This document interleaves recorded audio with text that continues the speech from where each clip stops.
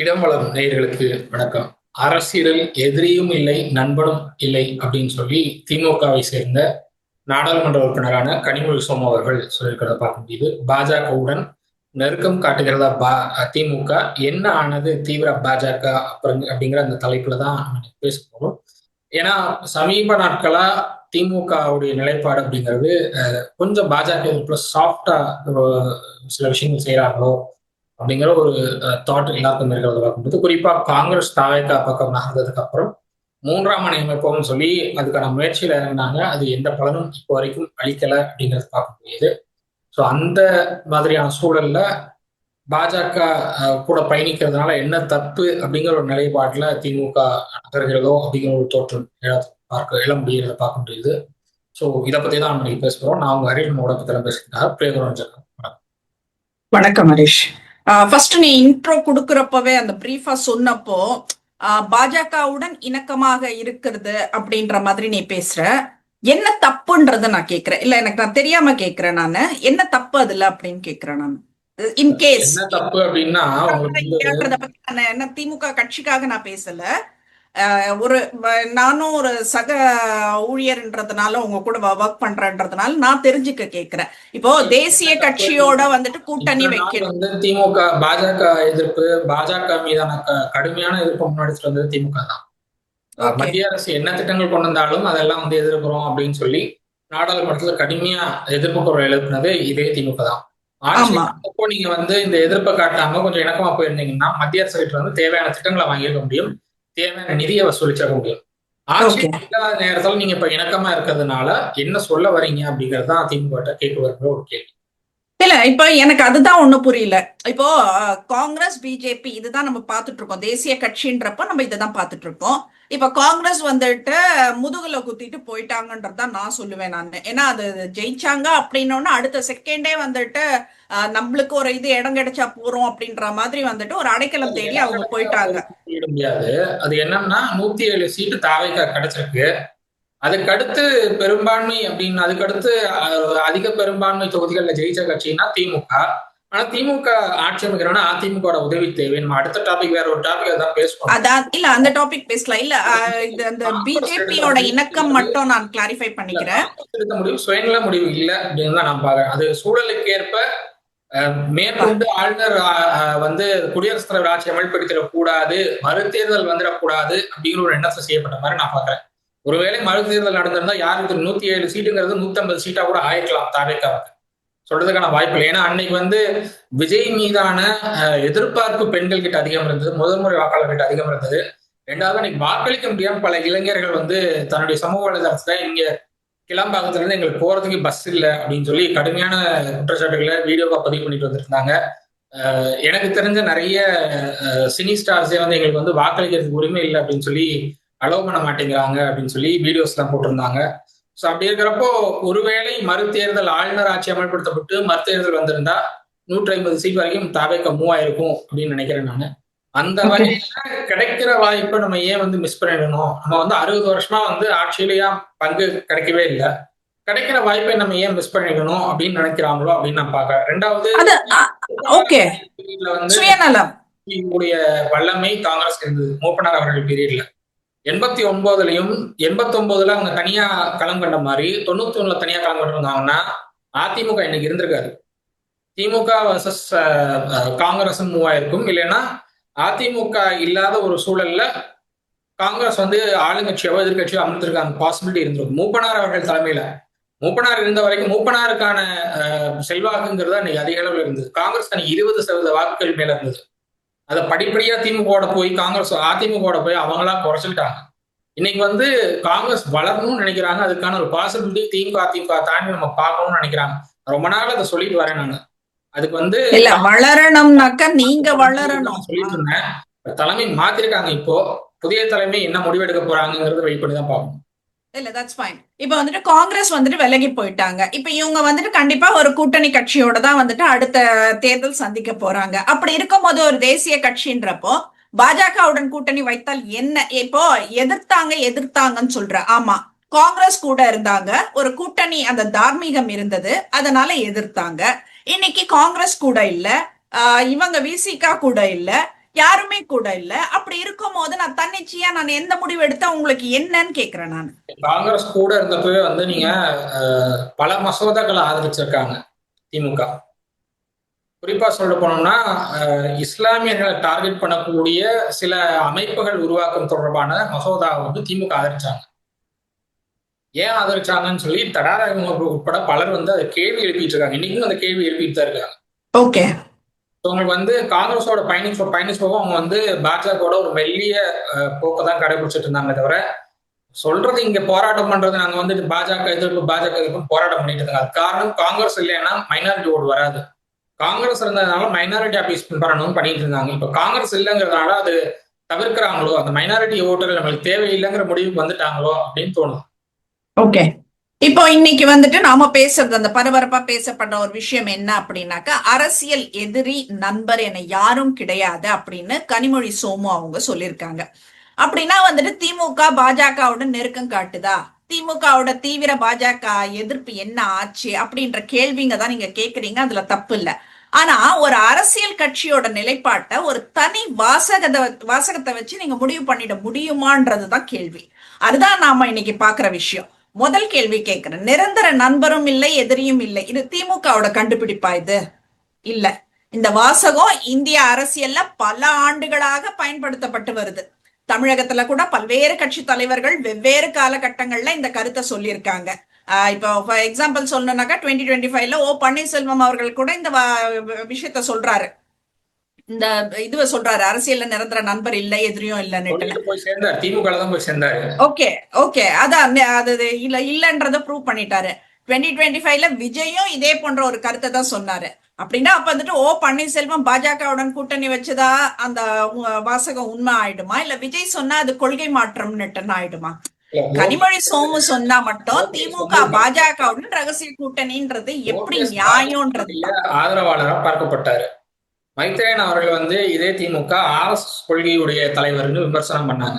நீங்க 2 பேரும் திமுக தான் இருக்காங்க.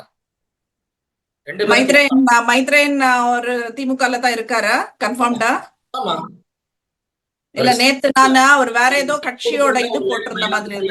அவருக்கு சீட் கொடுத்திருந்தா ஒருவேளை மயிலாப்பூர்ல திமுகவுக்கு வாய்ப்பு இருந்திருக்கும். அவருக்கு சீட் கொடுக்காதனால மயிலாப்பூர்ல திமுக இழந்திருக்கு.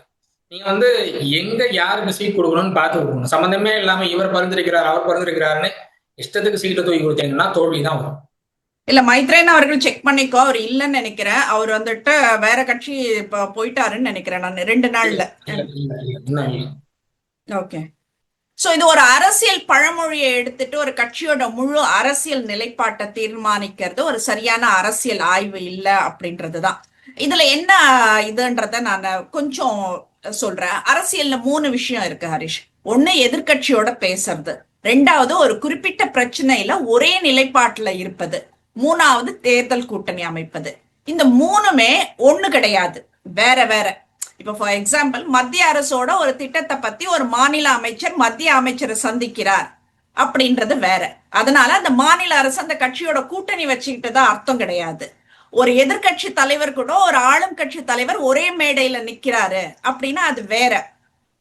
அதனால அவங்க தேர்தல்ல கூட்டணி அமைச்சிட்டாங்கன்னு அர்த்தம் கிடையாது.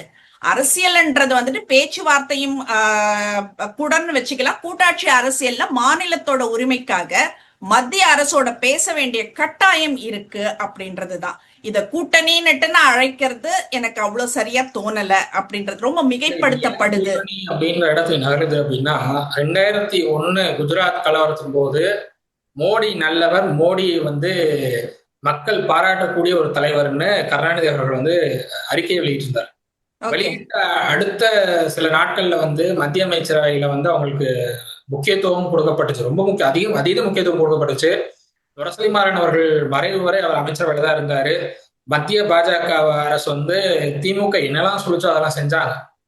அந்த அளவுக்கு ஒரு நெருக்கம் இருந்துச்சு. ஆனா 2004 நாடாளுமன்ற தேர்தலில் அந்த கூட்டணி உடைச்சிட்டு வந்தாங்க. அப்படி இருந்தும் மோடி அவர்களுக்கு அகேன்ஸ்டா கருணாநிதி அவர்கள் எந்த கருத்தையும் சொல்லல. இன்னும் சொல்ல போனா கருணாநிதி அவர்கள் உடல்நிலை சரியில்லாத சமயத்துல பிரதமர் மோடி அவருடைய வீட்டுக்கு போனாரு, சந்திச்சாரு. அப்போ வந்து கனிமொழி அவர்களையும் ஸ்டாலின் அவர்களையும் சந்திச்சு பேசினாரு. இதெல்லாம் நடந்துச்சு. அப்பவும் பாஜக வந்து திமுகவோட கூட்டணி பேசினாங்க, அதிமுகவோடையும் கூட்டணி பேசினாங்க. 2016 சட்டமன்ற தேர்தல் டைம்லயும் பேசினாங்க. அதுக்கப்புறம் பேசுனாங்க. அது எல்லாம் செட் ஆகல பாஜகவுக்கு. இப்ப அது கூடி வருதோ அப்படிங்கிற ஒரு தாட் இருக்கு. ஏன்னா இந்த நேரம் எப்படியான நேரம் அப்படின்னா, உங்களுக்கு வந்து டீலிமிட்டேஷன் மசோதா வந்து தாக்கல் செய்யப்படுவதற்கு பாசிபிலிட்டி இருக்குன்னு சொல்லப்படுது. இந்த நேரத்துல வந்து நீங்க உங்களுக்கு வந்து பாஜகவுக்கு வந்து திமுகவுடைய 22 எம்பிக்களுடைய சப்போர்ட் இருந்தாதான் அந்த மசோதாவை நிறைவேற்ற முடியும். அப்படி இல்லைன்னா திமுக எம்பிக்கள் வந்து நாடாளுமன்றத்துல வந்து புறக்கணிக்கணும். அந்த வாக்கெடுப்பை புறக்கணிக்கணும். ரெண்டுல ஏதாவது ஒண்ணு நடக்கணும். ஒண்ணு ஆதரிக்கணும் இல்ல புறக்கணிக்கணும். இவங்க ஆதரிக்க போறாங்களா இல்ல எதிர்க்க போறது இல்ல அப்படிங்கிறது ஓரளவு தெளிவா தெரிஞ்சிருச்சு. ஏன்னா வந்து ஃபேர் டீலிமிட்டேஷன் தான் நாங்க கேட்கிறோம். எங்களுக்கு வந்து ஃபேர் டீலிமிட்டேஷன் கொடுக்கறதா இருந்தா நாங்க சப்போர்ட் பண்றதுக்கு ரெடிங்கிற ரேஞ்சில் தான் இருக்காங்க. அப்படி இருக்கிறப்போ டீலிமிட்டேஷன் வந்து ஆதரிக்க போறாங்க அப்படிங்கிறது தெளிவாயிடுச்சு. அது என்ன வகையான மசோதாவை கொண்டு வந்து ஆதரிக்க போறாங்க அப்படிங்கிறது அது ஒண்ணுதான் தெளிவில்லாம இருக்கு. இப்படியான சூழல்ல பாஜகவோட அவங்க நெருக்கம் காட்டுறாங்கன்னு தான் அது பார்க்கப்படுது. ஓகே, இது பிரகாரமே இப்ப நீ என்ன சொல்ல வர அப்படின்னா திமுக பாஜகவோட பி டீம் அப்படின்னு சொல்ல வர. எந்த விஷயத்துல திமுக பாஜகவோட அரசியல் நிலைப்பாட்டை ஏத்துக்குச்சுன்றதுதான் கேள்வி. பாஜகவோட பி டீம்னு சொல்லல. பாஜக வந்து பல பேர் பி டீம் சொல்லலாம். ஓவைசியை வந்து காங்கிரஸோட பி டீம்னு சொல்லுவாங்க. ஆனா ஓவைசி குறிக்கிறது ஃபுல்லா ஹிந்து கம்யூனிட்டிக்கு, அதாவது பிஜேபி போக வேண்டிய ஓட்டெல்லாம் வந்து கரெக்டா அவங்களுக்கு கொண்டு போய் சேர்த்துட்டு காங்கிரஸ்க்கு வர வேண்டிய ஓட்டெல்லாம் குறிச்சிட்டு போயிடுவாரு அவரு. அதுதான் ஓவைசி கொண்டு வர. ஆனா ஓவைசி வந்து பாஜக காங்கிரஸோட பி டீம்னு சொல்லுவாங்க.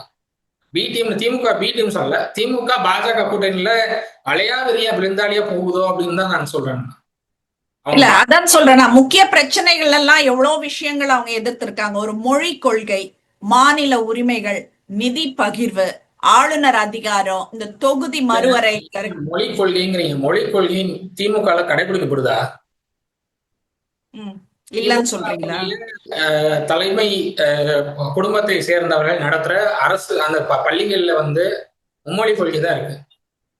ஓகே, இருமொழி கொள்கை கிடையாது அங்க. மும்மொழி கொள்கை. நீ வந்து உங்களுக்கு ஆப்ஷனலா எந்த லாங்குவேஜ் வேணாலும் சூஸ் பண்ணிக்கலாம். அதுதான் வந்து தேசிய கல்விக் கொள்கை சொல்றது. நீங்க ஆப்ஷனலா எந்த லாங்குவேஜ் வேணாலும் சூஸ் பண்ணிக்கலாம் தான் தேசிய கல்விக் கொள்கை சொல்றது. அதை வந்து நீங்க உங்களுடைய சன்ஷைன் பள்ளிகள்ல வந்து நீங்க வந்து செயல்படுத்திட்டு இருமொழி கொள்கையை தான் ஆதரிப்போம், தமிழும் ஆங்கிலம் தான் சொன்னா அது ஆங்கிலமே முதல்ல இந்தியாவுக்கு சம்மந்தம் இல்லாத மொழி. ஆங்கிலேயர் இருந்த காலத்துல நீங்க ஆங்கிலத்தை வந்து சப்போர்ட் பண்ணாங்க. ஆங்கிலம் அன்னைக்கு வந்து செயல்முறைக்கு ஏற்ற மொழியா இருந்தது. அதனால பயன்படுத்திட்டு இருக்கோம் இன்னைக்கு வரைக்கும். ஆங்கிலத்துக்கு மாற்ற வேற மொழி யோசிங்க. நீங்க இப்போ தமிழ்நாட்டு கர்நாடகால போனீங்கன்னா தமிழும் கத்துக்கிறாங்க, கன்னடாவும் கத்துக்கிறாங்க. ஸ்கூல்ஸ்லயே தேர்ட் லாங்குவேஜ் இருக்கு. தமிழும் கத்துக்கிறாங்க, கன்னடாவும் கத்துக்கிறாங்க. தெலுங்கு படிக்கிறவங்களும் இருக்காங்க, சான்ஸ்கிரிட் படிக்கிறவங்களும் இருக்காங்க, ஹிந்தி படிக்கிறவங்களும் இருக்காங்க, பிரெஞ்சு இருக்கு, ஜெர்மன் இருக்கு. ஸோ உங்களுக்கு வந்து இவ்வளவு optional language third language optional language இவ்வளவு இருக்கும்போது நீங்க உங்களுடைய பள்ளியிலையும் இவ்வளவு ஆப்ஷனல் லாங்குவேஜ் கொடுத்துட்டு மற்ற அரசு பள்ளி மாணவர்களும் படிக்கக்கூடாதுன்னு சொல்றது என்ன நியாயம் இருக்கு? ஓகே, சோ இது இந்த தொகுதி மறுவரை, அப்புறம் இந்த கூட்டாட்சி, கல்வி நிதி, இது எல்லாத்துலயுமே வந்துட்டு திமுகவும் பாஜகவும் ஒரே அரசியல் நிலைப்பாட்டுல இருக்குது அப்படின்னு சொல்ல முடியாது. ஏன்னா அதுக்கான ஆதாரம் எங்கேயுமே கிடையாது. இப்ப நம்ம பேசுறது அந்த டீலிமிட்டேஷன் பத்தி தான். அதுதான் வந்துட்டு ஒரு பெரிய இஷ்யூவா போயிட்டு இருக்கு. திமுக அதுக்கு என்ன மாதிரியான ஒரு இது கொடுக்க போறாங்க அப்படின்றதுதான்.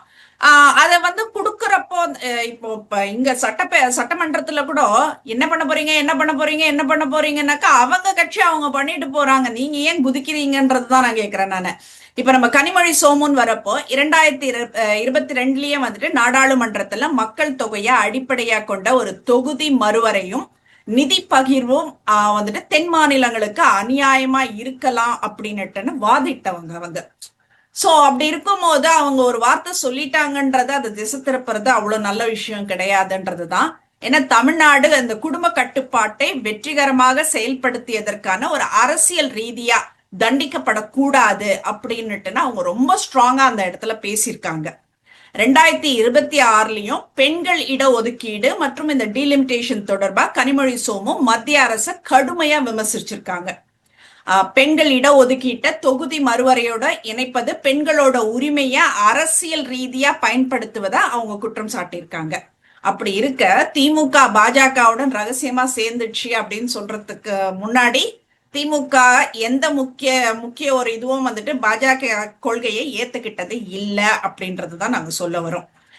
பாஜக அப்படிங்கிறது அது கொள்கை ஏற்றுக்க வேண்டிய அவசியம் இல்லையே. கூட்டணியில் இருக்கிற கட்சி எல்லாம் ஒரே கொள்கையுடைய கட்சியில இருக்க வேண்டிய அவசியம் இல்லை. ஒரே கொள்கையுடைய கட்சிகளா இருக்காங்கன்னா அவங்க திமுக கழிச்சிட்டு பாஜகவில் போய் சேர்ந்துக்கலாம். இதுக்கு தனி கட்சி நடத்தணும். கூட்டணியில சேரக்கூடிய கட்சிகளுக்கு ஒரே கொள்கை இருக்கணும்னு அவசியம் இல்லை. ஆனா ஒரே நோக்கம் இருக்கு. காங்கிரஸ் வந்து தாவேக்கோட போனதுனால எங்களுக்கு காங்கிரஸ் அரசு மத்தியில் அமைய வேண்டாம்னு நாங்க விரும்புறோம். தாவேக்கா அந்த அரசுல அங்க வகிக்க கூடாதுன்னு நாங்க விரும்புறோம். அதுக்காக நாங்க பாஜகவோட சேர்றதுல எங்களுக்கு எந்த பிரச்சனையும் இல்லைன்னு போய் ஒரே நோக்கத்தோட போய் சேரலாமே. ஆனா என்ன பிரச்சனைனா இப்ப அதிமுகவும் அந்த கூட்டணியில தான் இருக்கு. நீங்க எடப்பாடி பழனிசாமி கடந்த ஒரு வார காலமா சட்டமன்றத்துல அவர் செய்யறதெல்லாம் பார்த்தா திமுகவோட அவங்க டீலிங் போட்டுட்டாங்க அப்படிங்கிறது தெளிவா தெரியுது. ஏன்னா எம்ஆர்கே பன்னீர்செல்வம் அவர்களோட சிரிச்சு பேசிட்டு இருக்காரு. பக்கத்துலயே உட்காந்துருக்காங்க, சிரிச்சு பேசிக்கிறாங்க. அவர் சொல்றது இவர் நோட் பண்ணிக்கிறாரு, இவர் சொல்றது அவர் நோட் பண்ணிக்கிறாரு. வெளியில நடக்கிற உட்கட்சி பிரச்சனைகள் பத்தி எதையும் கண்டுக்கிற மாதிரி இல்ல. ஸோ அப்படி இருக்கிறப்போ டிஎம்கே டிஎம்கேக்குள்ள ஒரு அண்டர்ஸ்டாண்டிங் வந்துருச்சு அப்படிங்கறத பார்க்க முடியுது. ஒருவேளை நாளைக்கு என்டிஏக்குள்ள டிஎம்கே வருதுன்னா அதிமுக அதை வரவேற்கும்னு தான் நான் நினைக்கிறேன். ஓகே, இப்போ இது 2026 மார்ச் மாசம் கனிமொழி சோமுவும் பாஜக மூத்த தலைவர் தமிழிசை சவுந்தரராஜனும் ஒரே நிகழ்ச்சியில மொழி கொள்கை குறித்து ஒரு விவாதம் நடந்தது. அந்த ஆனா வந்துட்டு ஒரே கருத்து கிடையாது, ரெண்டு பேரும் வெவ்வேறு கருத்துக்களை தான் வச்சாங்க. அதுதான் வந்துட்டு ஜனநாயகத்தோட அழகுன்னு சொல்றோம். ஒரே மேடையில பேசலாம், ஒரே கொள்கையில இருக்க வேண்டிய அவசியம் இல்லை அப்படின்றதுதான் நாங்க சொல்ல வரோம். சோ திமுக பாஜகவுக்கு எதிராக இருந்தா ஏன் பேசுது அப்படின்ற மாதிரி கேள்விகளுக்கெல்லாம் வந்துட்டு இது ரொம்ப ஈஸியான ரிப்ளைன்னு தான் நான் நினைக்கிறேன் நானு. சோ உன்னோட இது என்ன ஹரிஷ்? இதுல என்னை பொறுத்தவரை மறுபடியும் மோடி நல்லவர் வல்லவர்னு ஒரு அறிக்கை வரலாம். ஏன்னா அதுக்கான நல்லவரா இருந்தா நல்லவர்னு சொல்லணும்ல. மோடி நல்லவர், மோடி வல்லவர், மோடியை மிஞ்சக்கூடிய அளவுக்கு இந்தியாவிலே தலைவர்கள் இல்லைன்னு கருணாநிதி அவர்களை விட ஒருபடி மேல போய் ஸ்டாலின் அவர்கள் புகழ்ந்து அறிக்கை வெளியிட்டாலும் ஆச்சரியப்படுறதுக்கு இல்லை அப்படின்னு நான் பாக்குறேன். ஏன்னா அவங்களுக்கு காங்கிரஸ் இல்லாத ஒரு அரசு அமைக்கணுங்கிறதுல திமுக முடிவெடுத்துட்டாங்க அப்படிங்கிற ஸ்டாண்ட்ல தான் நான் பாக்குறேன். ஸோ காங்கிரஸ் வந்து அவங்களுக்கு அகெயின்ஸ்டா இருக்காங்க அப்படிங்கிறதுனால காங்கிரஸ் வேண்டாம், காங்கிரஸோட நம்ம பயணிக்க முடியாது, மூன்றாம் மணிக்கான பாசிபிலிட்டி இல்லைங்கிறது எல்லாருக்கும் தெளிவா தெரியும். மூன்றாம் மணிங்கிறது அமைக்கவே முடியாது, ஒரு மூன்றாம் மணி பாசிபிலிட்டி எல்லாம் இல்லை. ஏன்னா அகிலேஷ் யாதவ் வந்து காங்கிரஸோட போறேங்கிறத தெளிவா இருக்காரு. அவர் உத்தரப்பிரதேச எலெக்ஷன்ல காங்கிரஸோட போறதுல தெளிவா இருக்காரு. ஓகே, ஏஎம்எம் அவர் ஓவைசி வந்து அகிலேஷ் யாதவ் காங்கிரஸ் அலையன்ஸ்ல சேரணும்னா அவரும் பல்வேறு முயற்சிகள் எடுத்துட்டு இருக்காரு. ஸோ எல்லாமே காங்கிரஸை சுற்றி நடக்குது அப்படிங்கிறப்போ காங்கிரஸ் இல்லாம ஒரு கூட்டணி அமையுமா பாஜக அகெயின்ஸ்டா அப்படின்னா அதுக்கான பாசிபிலிட்டி இல்லை. ஸோ அப்போ பாஜகவோட பயணிக்க வேண்டிய சூழல் தான் திமுக தள்ளப்படும். ஒருவேளை நாங்க பாஜக எதிர்ப்பு மனநிலை இருந்தாலும் இல்லைனாலும் நாங்க பாஜகவோட போக மாட்டோம், தனியா தான் நிற்போம் அப்படின்னா 2024 அதிமுக எடுத்த முடிவு மாதிரி தான் தனியா நிக்கணும். ஆனா வந்து பிரதமர் வேட்பாளர் இல்லாம எந்த கட்சிக்கும் வாக்குகள் இல்லாது தமிழ்நாட்டுல. ஓகே, ராகுல் மோடி, உங்களுக்கு மோடி எனக்கு தெரிஞ்சு 2029 ரிட்டர்ன் ஆவாரா அப்படின்னு கேட்டா எனக்கு அதுவே டவுட். ஏன்னா இன்னைக்கு இருக்கிற நாட்டுல நடக்கிற பஞ்சாயத்தெல்லாம் பார்த்தா மறுபடியும் பாஜக ஆட்சிக்கு வருமாங்கிற ஒரு டவுட் அதிக அளவுல இருக்கு. அந்த அளவுக்கு பாஜகவுக்கு எதிரான மனநிலை நாடு மக்கள்கிட்ட அதிகம் பரவிட்டு இருக்கிறத பார்க்க முடியுது. அப்படியான சூழல்ல நீங்க பாஜகவோட போய் சேர்ந்து அது வெற்றிக்கான வியூகம் கூட்டணியா இருக்குமா அப்படிங்கிறது திமுக யோசிக்கணும். ஓகே, சோ அது என்ன முடிவு எடுத்திருக்காங்க அப்படின்றது தெரியாது, அதனால தமிழ்நாட்டுக்கு என்ன பயன்ன்றதும் தெரியாது. சோ அதெல்லாம் நம்ம பொறுத்திருந்துதான் பாக்கணும். நான் பார்க்கறது என்னன்னா, இப்போ இந்த நாடாளுமன்ற கூட்டத்தொடர்ல டீலிமிட்டேஷன் மசோதா தாக்கல் செய்யப்படாது அப்படின்னு நான் நினைக்கிறேன். ஏன்னா நாங்க 2-3 பேர்கிட்ட பேசின வரைக்கும், யூனியன் மினிஸ்டர்ஸ் 2-3 பேர்கிட்ட பேசின வரைக்குமே எனக்கு சொல்ற தகவல் இப்போ வரைக்கும் நாங்க அந்த ஐடியாலே இல்லை அப்படின்னு தான் சொல்றாங்க. ஸோ அதனால எனக்கு தெரிஞ்ச அதுக்கான பாசிபிலிட்டி இப்போ இல்லை. மேபி இன்னும் கொஞ்சம் காலம் கடந்து அந்த மசோதா தாக்கல் செய்யப்பட்டால் அப்போ திமுக ஒரு நிலைப்பாடு அப்படிங்கிறது ஃபேர் டெலிமிட்டேஷன் அப்படின்னா அந்த ஃபேர் டெலிமிட்டேஷனுக்கு என்ன மாதிரியான மசோதா தாக்கல் செய்யப்பட போகுது அப்படிங்கிறத பொறுத்து அவங்க ஆதரிக்கிறாங்க அப்படின்னா அந்த இடத்துல வந்து அவங்க பாஜக ஆதரவு நிலைப்பாட்டை எடுக்கிறதுக்கான பாசிபிலிட்டி அதிகம் இருக்கு. ஸோ அந்த மாதிரியான சூழல்ல ஒரே மேடையில நம்ம வந்து நிச்சயமா மோடி அவர்களையும் பார்க்கலாம், ஸ்டாலின் அவர்களையும் பார்க்கலாம், கனிமொழி அவர்களையும் பார்க்கலாம், எடப்பாடி பழனிசாமி அவர்களையும் பார்க்கலாம். நயினார் நாகேந்திரன் இன்னைக்கு மாநில தலைவராக இருந்தால் மாநில தலைவராக அவரும் அந்த மேடையில் இருக்கிறதுக்கான பாசிபிலிட்டி அதிகம் இருக்கு. ஓகே. சோ இது என்னன்றது வந்துட்டு இப்போ தேர்தலுக்கு முன்னாடி வரைக்கும் ஒரு நிலைப்பாடு இருந்தது உண்மைதான்.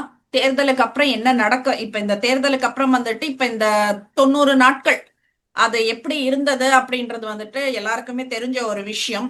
சோ என்ன சொல்றது, நம்மளுக்கு எல்லாமே வந்துட்டு ஒரு படம் பாக்குற மாதிரி ஒரு 90 ஃபீல் தான் இந்த நாட்கள்ல இந்த 90 நாட்கள் தாவேக்கா ஆட்சி அமைந்ததுக்கு அப்புறம் 90 நாட்கள்ல ஒரு பக்கம் தாவேக்கா அரசு செயல்படுறதுக்கு ஏதோ முயற்சி பண்றாங்க. 35 நாட்கள் வந்து அதிமுக எதிர்க்கட்சியா செயல்பட்டாங்க. அதுக்கப்புறம் எதிர்க்கட்சி இருக்கான்னு எனக்கு தெரியல. ம். ஏன்னா எல்லாருமே எதிர்க்கட்சியா செயல்படணும்னு நினைக்கிறாங்க. அதுதான் வந்து எதிர்க்கட்சி இல்லாத ஒரு நிலையில காட்டிட்டு இருக்கு. உதயநிதி ஸ்டாலின் அவர்கள் இன்னும் வந்து மேம்படணும். அவருடைய கருத்துக்கள் சொல்ற விதத்துல அவர் இன்னும் மேம்படணும். அவர் வந்து இன்னும் தெளிவான கருத்துக்கள் முன்வைக்கணும். கே நேரு பேசிட்டு இருக்கும்போது அப்படியா அப்படின்னு அவர் ஒரு ரியாக்ஷன் கொடுக்குறாரு. எனக்கு கே நேரு பேசுறது இவருக்கு தெரியுதா புரியுதா எனக்கு இன்னும் புரியல. சட்டமன்றத்துல கே நேரு பேசுறாரு. கே நேரு பேசுறதுக்கு இவர் ஒரு ரியாக்ஷன் கொடுக்குறாரு. இவருக்கு அந்த கே நேரு சொல்ற கருத்துக்கள் புரியுதா, கே நேரு சொல்றது என்ன விஷயங்கிறது தெரியுதான்னு எனக்கு புரியல. அப்படித்தான் இருந்தது அவருடைய ரியாக்ஷன்ஸ். ஸோ உங்களுக்கு வந்து சட்டமன்றத்திலேயே வந்து இப்படியான ஒரு சூழல் இருக்கு அப்படிங்கிறப்போ எனக்கு அது எதிர்க்கட்சியா திமுக செயல்படுறாங்களா அப்படின்னு. ஏன்னா எதிர்க்கட்சியா செயல்படக்கூடிய கட்சி தான் திமுக.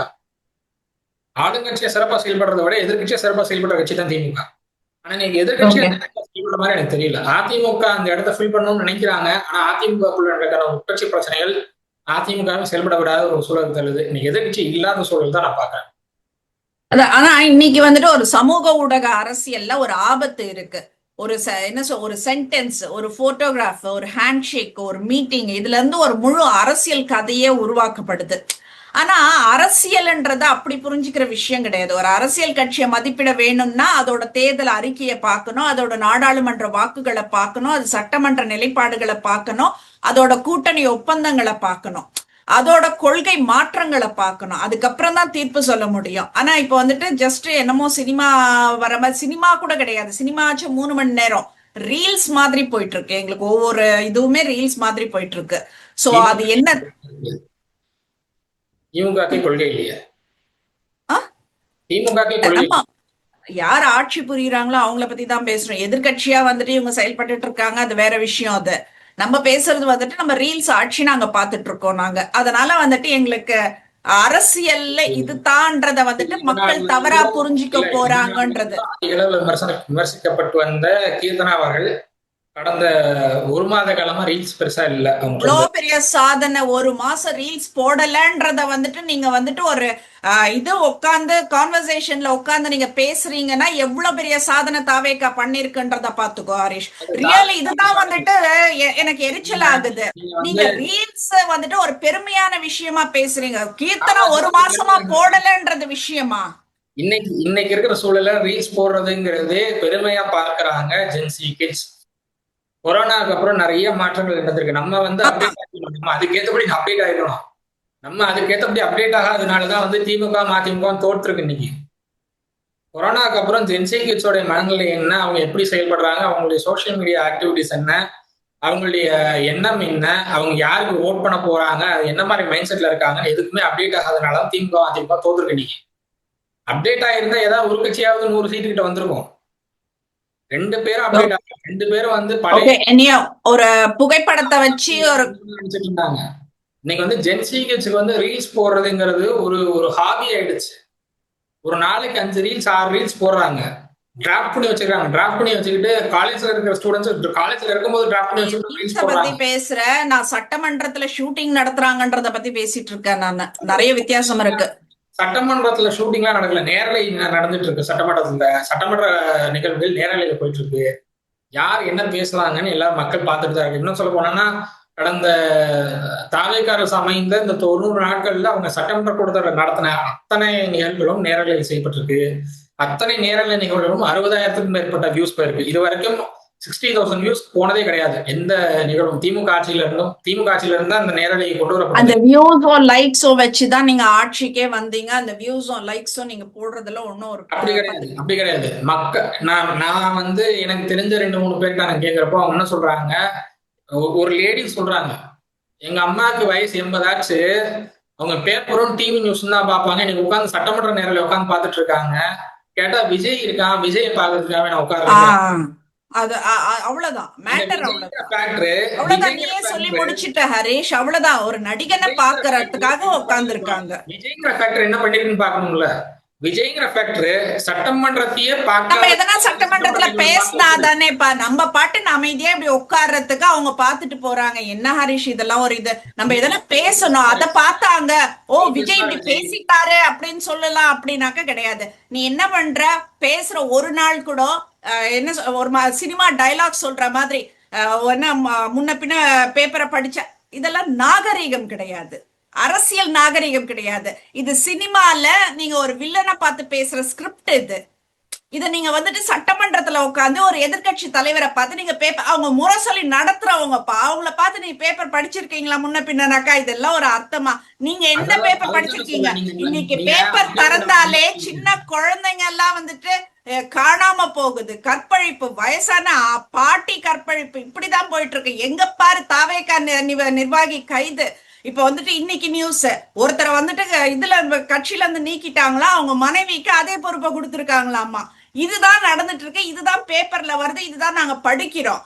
எப்படி அவ்வளவு நக்கலா நீ ஒரு கேள்வியை நீ கேட்ப? அதுவும் வந்துட்டு சினிமால டைலாக் டெலிவர் பண்ற மாதிரி முடிச்சிட்டாராமா. முடிச்சுட்டு அதுக்கப்புறம் வந்து முன்ன பின்ன பேப்பர் படிக்கிற பழக்கம் இருந்தாதான் சரி அப்படின்னுட்டு வணக்கம் சொல்லிட்டு சினிமா பாக்குற மாதிரி இருக்கு எங்களுக்கு. எங்களுக்கு சட்டமன்ற அனுபவமே வரல அதுல. அதான் சொல்றேன், நீங்க ஜென்சி கிட்ஸுக்கு ஏற்ற மைண்ட் செட்ல இல்ல, நீங்க அப்டேட்டட் ஆகல. அப்டேட்டட் ஆயிருந்தா அவங்க ரசிக்கிறதும் நீங்களும் ரசிப்பீங்க. வேண்டாம்ப்பா, அந்த ரசனையே வேண்டாம். நாங்க இப்படி பூமராவே இருந்துட்டு போறோம், எங்களுக்கு பிரச்சனை கிடையாது. 20 ஆண்டு காலம் நம்ம பார்த்த சட்டமன்றங்கிறது வேற, இன்னைக்கு ஜென்சி கிட்ஸ் பார்க்கணும்னு நினைக்கிற சட்டமன்றம் வேற. சட்டமன்றமே இல்லைன்னு சொல்ற, நீ சட்டமன்றம் சொல்றனே, நீ ஷூட்டிங் பாக்குற மாதிரி இருக்கு எங்களுக்கு, வந்து படம் பாக்குற மாதிரி, ரீல்ஸ் பாக்குற மாதிரி இருக்கு எங்களுக்கு. நீங்க உங்களுக்கு தெரிஞ்ச ஜேர்னலிஸ்ட், நான் அதாவது இங்கிலீஷ் பேப்பர்ஸ்ல ஒர்க் பண்ற ஜேர்னலிஸ்ட நீங்க வந்து ஒரு நார்மலா ஒரு கருத்து கேளுங்க. இன்னைக்கு இப்போ கடந்த ஒரு வார காலமா சட்டமன்றம் எப்படி நடந்துட்டு இருக்குன்னு கேளுங்க, உங்களுக்கு தெரியும் அவங்களுடைய ரெஸ்பான்ஸ் எப்படி இருக்குங்கிறது பாருங்க, நீங்களே பாருங்க. ஓகே ஹரிஷ், ஒரு போட்டோவை வச்சு, ஓகே டாபிக், ஒரு போட்டோ வச்சு செலுத்துறாங்க. ஓகே, ஒரு போட்டோவை வச்சு ஒரு கூட்டணியை நிரூபிக்க முடியாது, ஒரு வாக்கியத்தை வச்சு ஒரு கொள்கையை மாற்றிட்டதா சொல்லவும் முடியாது. சோ அரசியல பேச்சுவார்த்தை இருக்கலாம், ஆனா கூட்டணி நிரூபிக்க ஒரு ஆவணம் தேவைன்றதுதான். எதிரிகள் வந்துட்டு பேசலாம், எதிரிகள் சந்திக்கலாம், எதிரிகள் ஒரு பிரச்சனையில ஒன்னா நிக்கலாம், ஆனா அதனால அவங்க கொள்கை கூட்டாளிகள் அப்படின்றத ஆயிட மாட்டாங்கன்றதுதான். சோ திமுக பாஜக உறவை பத்தி பேசணும்னா வதந்தி இல்ல, ஆதாரத்தை பேசுவோம்ன்றதுதான். ஒரு போட்டோ தேவையில்ல, கூட்டணி கொள்கையெல்லாம் தேவையில்ல. நீ உனக்கு அவன் எதிரி, எனக்கு இவன் எதிரி, எதிரிக்கு எதிரி நண்பன்னு போய் சேர்ந்துக்குவாங்க, அவ்வளவு. அதுதான் கூட்டணி. நீ 10 சீட்டு ஜெயிக்கிறதுக்கு நான் உதவுறேன், நான் ஒரு 5 சீட் ஜெயிக்கிறதுக்கு நீ உதவு, மொத்தமா ஒரு 20 சீட் ஜெயிப்போங்கிற மைண்ட் செட்ல தான் போவாங்க. அதுதான் வந்து கடந்த 60-70 ஆண்டுகளா கூட்டணி அமைச்சிட்டு இருக்காங்க. லோக்சபாலையும் அசம்பிளிலையும் அப்படிதான் போயிட்டு இருக்கு கூட்டணிகள். அதனால வந்து கொள்கை சார்பில் கூட்டணிங்கிறதெல்லாம் இங்க தமிழ்நாட்டுல அதுக்கு பாசிபிலிட்டி இல்லை. பீகார்ல அதுக்கு பாசிபிலிட்டி இருக்கு, குஜராத்ல பாசிபிலிட்டி இருக்கு, மத்திய பிரதேஷ் உத்தரப்பிரதேசம் எல்லாம் கொள்கை அதை வந்து பேஸ் பண்ணி கூட்டணி அமைக்கப்படலாம். இங்கெல்லாம் அதுக்கான பாசிபிலிட்டி இல்லை. இங்க வந்து கொள்கையெல்லாம் எவனும் கண்டுக்கவே மாட்டான். ஓட் போடுற யாரும் கொள்கைங்கிறதெல்லாம் எடுத்துக்க மாட்டாங்க. அவங்களுக்கு யாரு வேணும், ஏன்னா நம்மளுக்கு தான் கொள்கையே கிடையாது. கொள்கை இல்லைங்கிறது திமுகவுக்கு இல்ல. திமுக என்ன திமுக அதிமுக இவங்க எல்லாம் வந்துட்டு ஆண்டாண்டு காலமாக வந்த கட்சிகள், கொள்கை இல்லாம ஒரு கட்சி உருவாக்கல. ஒரு சினிமா ஃபேம் வச்சு எல்லாம் ஒரு கட்சியை உருவாக்கல அவங்க. திமுக என்ன கொள்கை இருக்கு? ஒரு கொள்கையும் கிடையாது. திமுக வந்து பேரறிஞர் அண்ணா இருந்த பீரியட்ல ஒரு கொள்கை இருந்தது. அதுக்கப்புறம் கருணாநிதி அவர்கள் இருந்தப்போ அந்த கொள்கைகள் எல்லாம் நீர்த்து போக வச்சாரு. அதுக்கப்புறம் எம்ஜிஆர் தனக்கு போட்டியா வராருன்னு தன் மகனை வந்து சினிமால இறக்குனாரு. அதுக்கப்புறம் தன் மகனை அரசியல கொண்டு வந்தாரு. இப்ப மகனுக்கு அந்த மகனுடைய பையன்னு வரிசையா வந்துட்டு இருக்காங்க. போஸ்ட் ரோட்ல தொன்ன நடு ரோட்ல உட்காந்துட்டு இருக்கான். போராடுவோம், திமுக எதிர்த்து போராடுவோம், தாவேகா எதிர்த்து போராடுவோம், போராடிட்டு இருக்கான். உதயநிதி கையில் எடுத்து ஒருத்தர் போராடலாம், திமுக ஒழிகங்கிறான். போலீஸ்காரரு அவர் சிரிக்கிறாரு, என்னடா நீ கத்துறான்னு. அந்த லட்சணத்துல இருக்கு நீ திமுக கொள்கை. இதை விட இன்னும் மோசமான நிலைக்கு போயிடுச்சு. ஜெயலலிதா அவர்கள் இருந்த காலம் வரைக்கும் அதிமுக வேற. அதுக்கப்புறம் வேற, அதை கம்பேர் பண்ணவே முடியாது நம்மளால. அதுக்கப்புறம் இருக்கிற அதிமுக போயிடுச்சு, அது காணாம போயிடுச்சு. நீங்க அதிமுக இன்னைக்கு அவங்க மீண்டு வரணும்னா உட்கட்சி பிரச்சனைகளை முதல்ல பேசணும், பிரிஞ்சவங்க எல்லாரையும் ஒண்ணு சேர்க்கணும். அதெல்லாம் நடந்தாதான் நடக்கும். அது எடப்பாடி பழனிசாமி விட்டு கொடுத்தா நடக்கும், இல்லைன்னா அதுவும் நடக்காது. விட்டு கொடுத்தா ஜெயிப்பாரு, இல்லைன்னா அதுக்கும் வாய்ப்பு இல்லைங்கிற ஒரு மைண்ட் செட்ல தான் அதிமுக போகுது. இப்படி ரெண்டு ஓகே. கட்சி இருக்கிறப்போ சோ இந்த கனிமொழி அவங்க பேசினது வந்துட்டு அதை வச்சு எல்லாம் வந்துட்டு ஒரு பாஜகவோட அவங்க ஒத்து போறாங்கன்றதெல்லாம் கிடையாது. அது பேச்சுவாக்குல எல்லாரும் அரசியல் தலைவர்கள் சாதாரணமா உபயோகிக்கிற ஒரு வார்த்தை அப்படின்றத சொல்லிட்டு நான் இதை முடிச்சுக்கிறேன். நானு அதுல உள்ளர்த்தமோ இல்ல பின்னாடி ஒரு விஷயம் இருக்கிறதோ அப்படியெல்லாம் எதுவுமே கிடையாது. இன்னமும் வந்துட்டு இவங்க எதிர்க்க வேண்டிய விஷயங்கள் நிறைய எதிர்த்துட்டு தான் இருக்காங்க. இவங்க நாடாளுமன்றத்துல எதிர்க்க வேண்டிய விஷயங்களும் எதிர்த்துட்டு தான் இருக்காங்க. சோ அடுத்த டாபிக்ல நம்ம கண்டிப்பா சந்திப்போம் ஹரிஷ். கண்டிப்பா பார்க்கலாம். கண்கள் பணித்தது இதயம் கணித்ததுன்னு ஏதாவது அறிக்கை வருதா அப்படின்னு வெயிட் பண்ணி பார்க்கலாம். Okay, thank you.